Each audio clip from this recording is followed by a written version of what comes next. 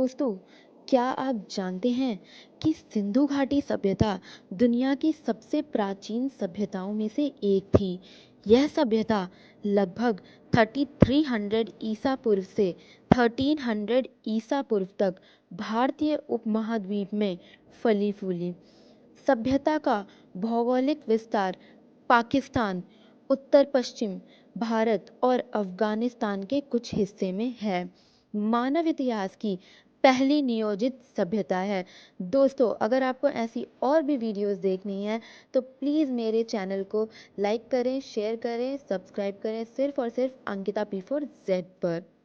दोस्तों, सिंधु नदी के किनारे छोटे छोटे गांव से सभ्यता का विकास हुआ। कृषि और व्यापार का बड़ा महत्व था।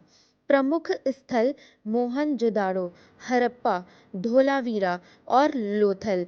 खुदाई की शुरुआत और प्रारंभिक खोज 1920 से स्टार्ट की गई थी। शहरों की योजना ऐसी थी कि ग्रिड सिस्टम पर आधारित था पूरा शहर। पक्की ईंटों से बने घर, नालियां और जल निकासी प्रणाली। मोहनजोदाड़ो और हड़प्पा में ग्रेट बाथ देखने को मिला। कहने का मतलब है विशाल स्नान घर, जिसे आजकल हम स्विमिंग पूल कहते हैं। फिर अन्नागार और सीलों का उपयोग किया जाता था। समानता का प्रमाण, धन का समान वितरण, धार्मिक विश्वास, पशुपति मुद्रा मिली, देवी पूजा और प्रकृति की आराधना। मेसोपोटामिया से संबंध बताया जाता है। उत्पादन, जैसे कि कृषि उत्पादन में गेहूं, जौ और हस्तलिपि। मुद्रा और भार तोल प्रणाली, ये भी वहां पर देखने को मिली हैं। सिंधु लिपि, जी हाँ दोस्तों, सिंधु लिपि जो कि आज तक किसी को भी नहीं पता है। चिन्ह तो सब समझ जाते हैं, सिंबल सब समझ जाते हैं, लेकिन जो उनकी लिखावट है, लिपि है, आज तक किसी को नहीं पता। वो अनसॉल्व्ड है। कोई नहीं जानता कि वो क्या लिखी है। अभी तक अनसुलझी लिपि है। चित्रलिपि और चिन्ह लोग समझ रहे हैं। कला और शिल्प, मूर्ति कला, कांस्य की नृत्य करती महिला, पत्थर की मूर्तियां, आभूषण और बर्तन भी मिले हैं। कहा जाता है कि उसका पतन हुआ होगा। प्राकृतिक आपदाएं, बाढ़ या सूखा पड़ जाना, या आर्यों का आगमन, बाहरी आक्रमण के संकेत, या फिर व्यापार में गिरावट, जलवायु परिवर्तन। दोस्तों, सभ्यता का महत्व।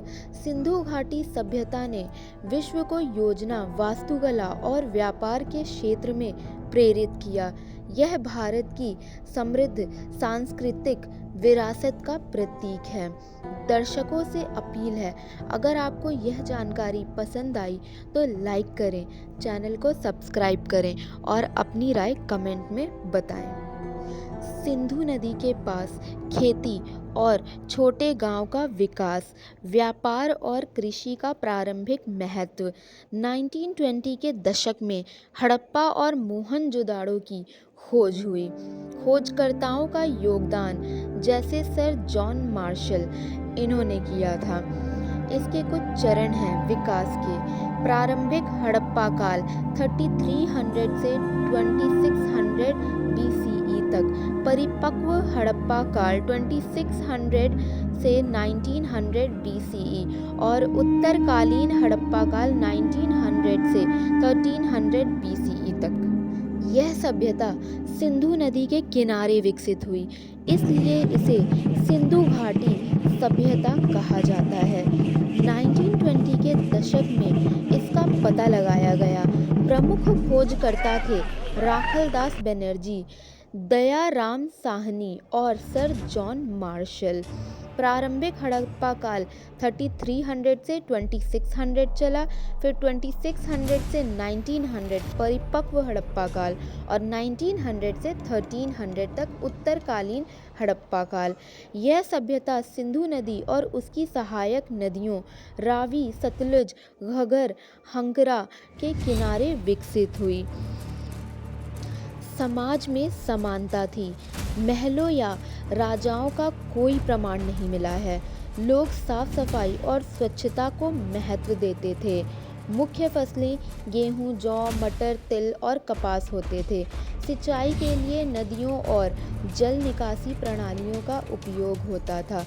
व्यापारिक संबंध मेसोपोटामिया, सुमेर और फारस से बताया जाता है। समुद्री व्यापार के लिए लोथल के डॉकयार्ड का उपयोग किया जाता था। आभूषण, बर्तन और मुहरें, सील्स बनाना ये सब आम था। तांबे और कांसे का उपयोग किया जाता था। पशुपति मुहर मिले हैं, जैसे कि शिव या पशुपति के प्रारंभिक रूप की पूजा। देवी माँ की मूर्तियाँ, उपजाऊ भूमि और प्राकृतिक चीज़ों की आराधना। नृत्य और संगीत, कांसे की नृत्य करती लड़की और पत्थर की मूर्तियाँ कला के उत्कृष्ट नमूने देखने को मिलते हैं। सिंधु लिपि में 400 से अधिक चिन्ह और प्रतीक शामिल हैं। यह अभी तक पूरी तरह से पढ़ी या समझी नहीं गई